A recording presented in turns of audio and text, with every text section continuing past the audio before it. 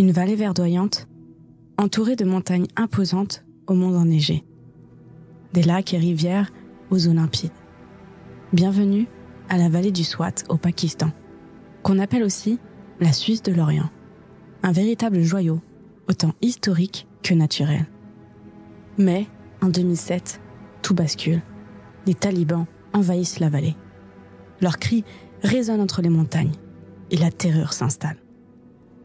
Le bruit des bottes lourdes et le son de leur radio de propagande résonnent dans l'air calme de la vallée, marquant l'arrivée d'un nouveau régime. Et pourtant, une fillette à peine âgée de 11 ans, sans armée derrière elle, sans protection, juste un cartable, un cahier, un stylo et une conviction farouche qui lui vient de son père, que l'éducation se doit d'être accessible à tous et à toutes. Là où d'autres se cachent, elle ose parler. Là où d'autres se taisent, elle écrit. Chaque mot qu'elle écrit est un acte de rébellion. Chaque phrase devient une menace pour ceux qui craignent la vérité. Comment cette enfant a-t-elle tenu tête à l'obscurantisme ? Et pourquoi son nom, aujourd'hui, doit rester connu du monde entier ?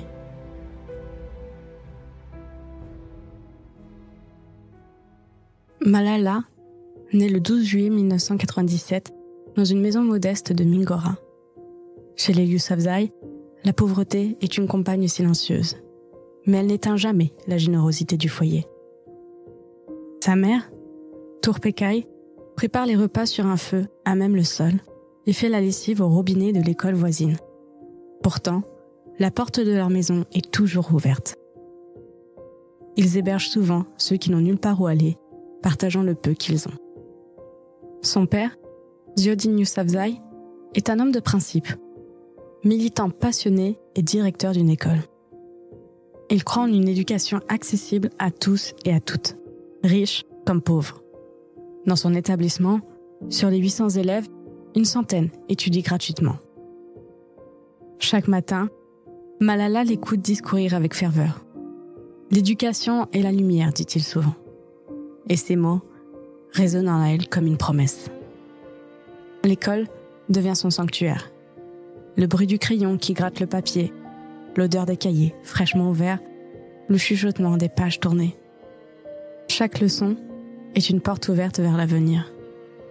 Ses amis rêvent d'être médecins, mais Malala, elle, se voit déjà politicienne ou inventeuse.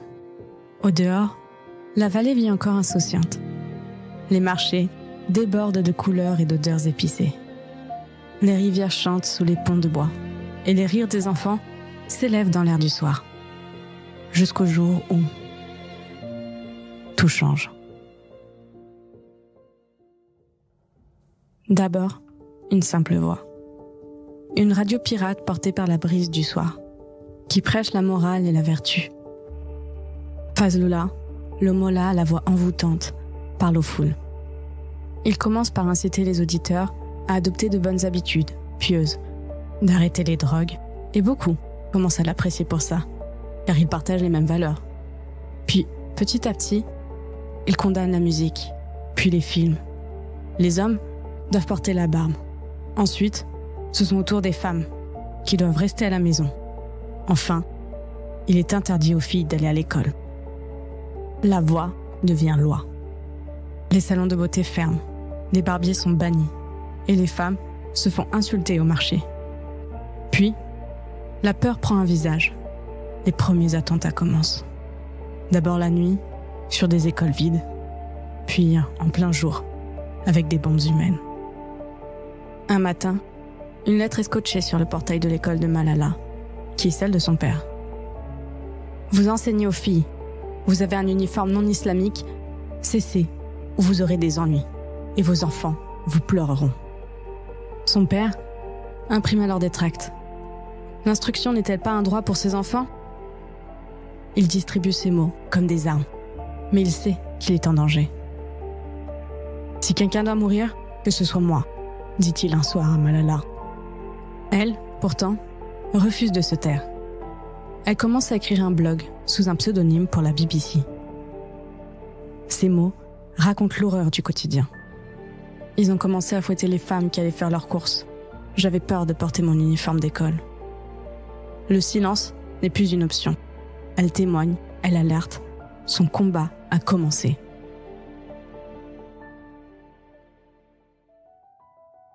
L'année 2009 marque un tournant. Les talibans imposent une chape de plomb sur la vallée du Swat.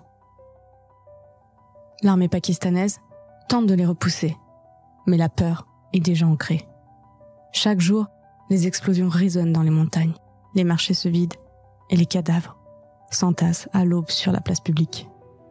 Un avertissement glaçant pour ceux qui oseraient défier leur autorité.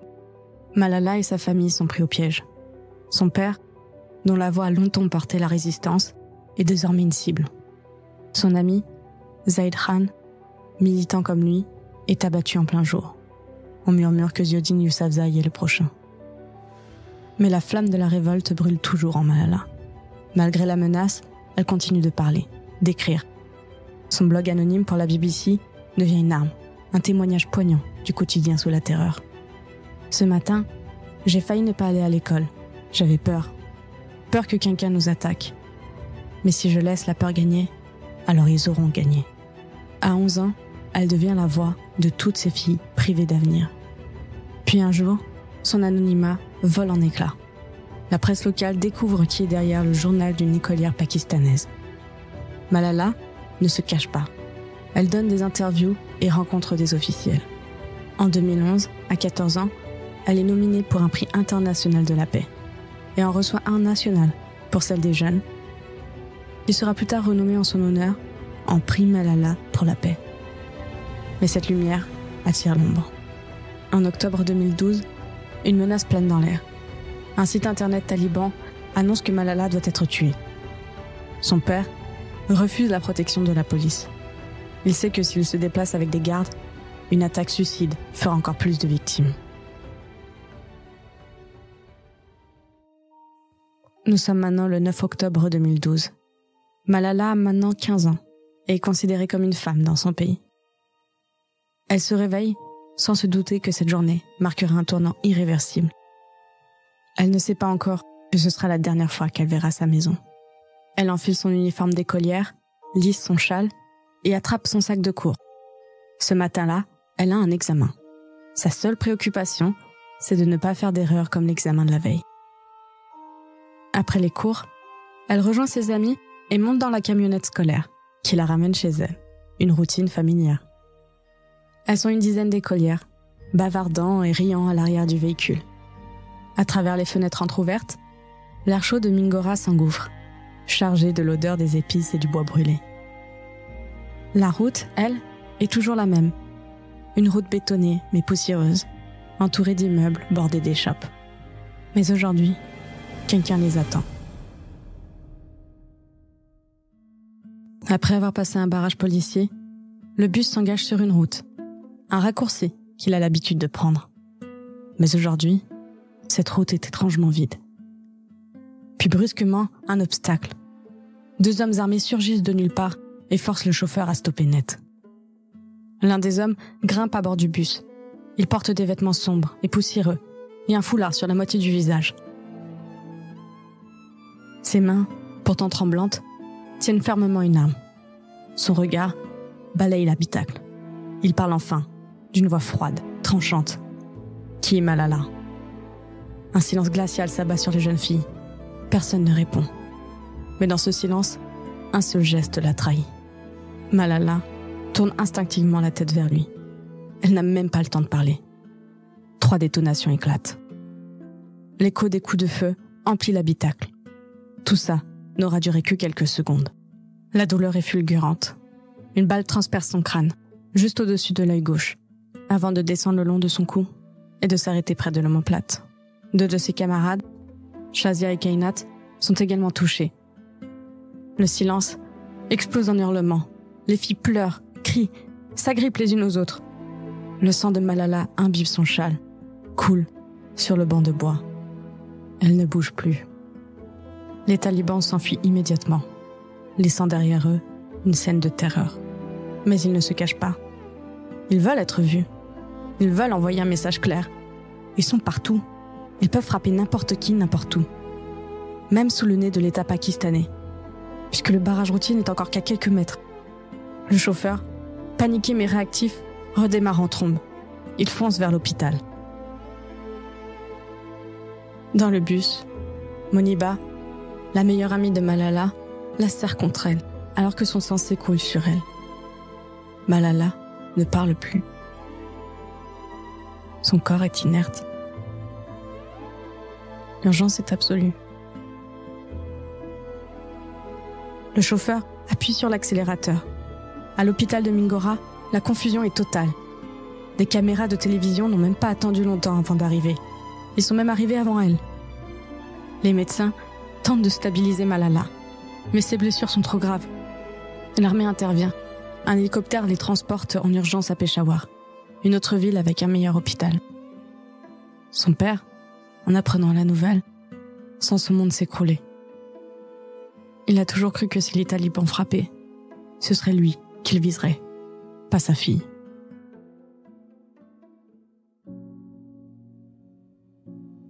À Peshawar, les médecins se battent pour la maintenir en vie. Et l'armée la protège. Des hommes armés sont partout. Sur les toits, à chaque entrée. Personne ne peut entrer dans l'hôpital. Mais le cerveau de Malala enfle dangereusement. Les chirurgiens doivent retirer une partie de son crâne pour alléger la pression. Mais les complications s'enchaînent. Malala développe une infection, une septicémie.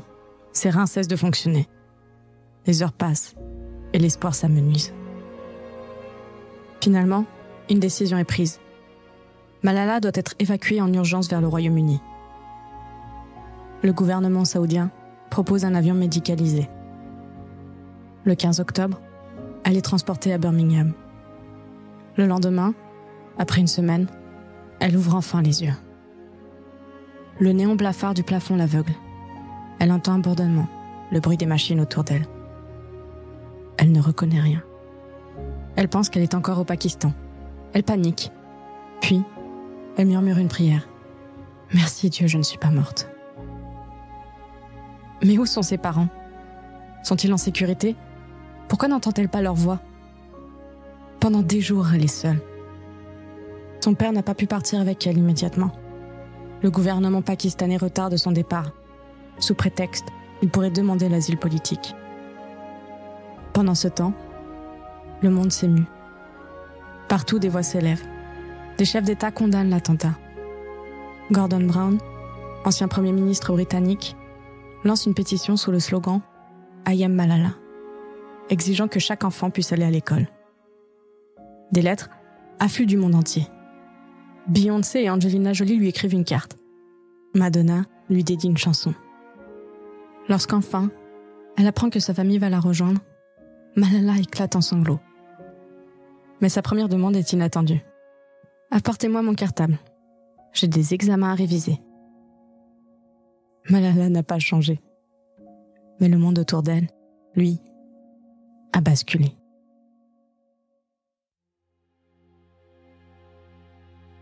Enfin guérie, Malala refuse de se taire. Elle sait que l'attentat n'était pas seulement une attaque contre elle.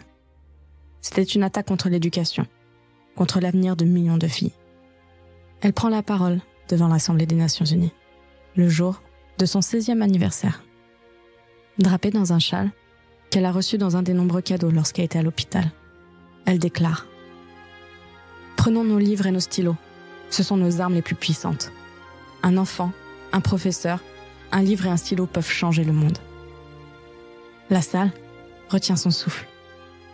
Et les applaudissements éclatent. En 2014, à seulement 17 ans, Malala reçoit le prix Nobel de la paix, devenant la plus jeune lauréate de l'histoire. Ce prix n'est pas seulement pour moi. Il est pour ces enfants oubliés qui veulent une éducation. Pour ces enfants effrayés qui veulent la paix. Pour ces enfants sans voix qui veulent le changement. Elle fonde le Malala Fund, qui finance l'éducation des filles dans plusieurs pays. Elle voyage, rencontre des réfugiées syriennes, des jeunes filles en Afrique, des écolières au Pakistan. Elle écrit son autobiographie, Moi, Malala, un best-seller mondial. Elle recevra plus de 17 prix, de tous les pays, dont le prix Simone de Beauvoir, en France, pour la liberté des femmes, que son père viendra récupérer à sa place en disant « Dans la partie du monde où je vis, la plupart des gens sont connus grâce à leur fils. Je suis l'un des rares pères qui a la chance d'être connu pour sa fille. Elle ne pourra rentrer chez elle qu'en 2018, à 20 ans, mais seulement pour un court séjour, car elle est encore aujourd'hui menacée par les talibans. Mais une chose ne change pas. Elle est toujours cette fille qui veut juste aller à l'école.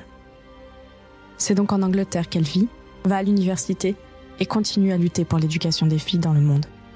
Et le 10 novembre devient officiellement la journée Malala, dédiée à l'éducation des filles. L'histoire de Malala Yousafzai n'est pas seulement celle d'une jeune fille qui a survécu à une balle en pleine tête. C'est celle d'un combat universel contre l'oppression, contre l'extrémisme, contre toutes les formes de fascisme, qui cherchent à réduire en silence ceux qui osent penser autrement. En 2007, les talibans de Maulana Fazlullah ont pris le contrôle de la vallée du Swat, comme tant d'autres régimes autoritaires l'ont fait dans l'histoire. Par la peur, la manipulation des foules et par l'effacement progressif des libertés. C'est ainsi que fonctionne le fascisme. Il ne s'impose pas brutalement d'un seul coup. Il s'installe progressivement, en habituant les esprits à l'inacceptable, en supprimant peu à peu la diversité des voix, en convainquant les peuples que la répression est une nécessité. Regardons le monde aujourd'hui. Des gouvernements interdisent les livres qui dérangent. Des journalistes sont arrêtés pour avoir dit la vérité. Des femmes perdent leurs droits, une à une. Des minorités sont persécutées au nom d'une pureté idéologique. Le fascisme revient toujours sous une autre forme.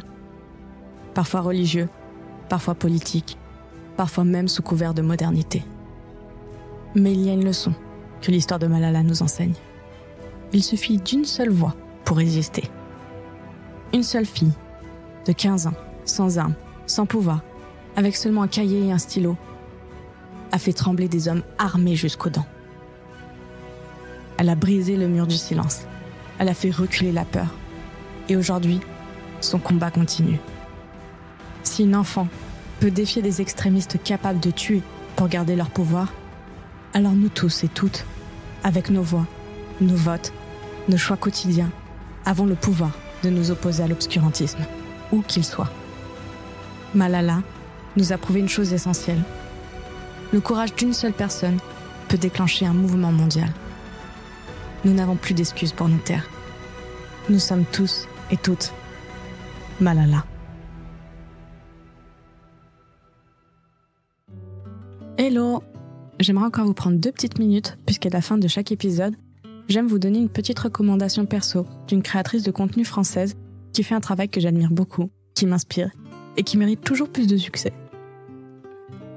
Et aujourd'hui, j'aimerais vous parler de Barbara, du compte Il était une fois, qui fait un super travail de vulgarisation en théologie pour lutter contre l'islamophobie et l'antisémitisme. Elle s'engage activement dans la promotion du dialogue interreligieux et la sensibilisation aux discriminations religieuses. Et ça, aujourd'hui, c'est plus que nécessaire. Alors n'hésitez vraiment pas à aller découvrir ce qu'elle fait et à vous éduquer. Je vous mets tous ces liens dans la description de cet épisode. C'était Camille et merci d'avoir écouté mon podcast. Je vous donne rendez-vous au 1er mai pour le prochain épisode. Et si vous avez aimé, n'hésitez pas à noter le podcast et à mettre un petit commentaire. Ça m'aide beaucoup. Je suis aussi sur Instagram où vous trouverez des infos additionnelles à mes épisodes et d'autres histoires courtes. Et sur Threads pour ceux qui sont curieux un peu de l'envers du décor. Je vous dis à bientôt.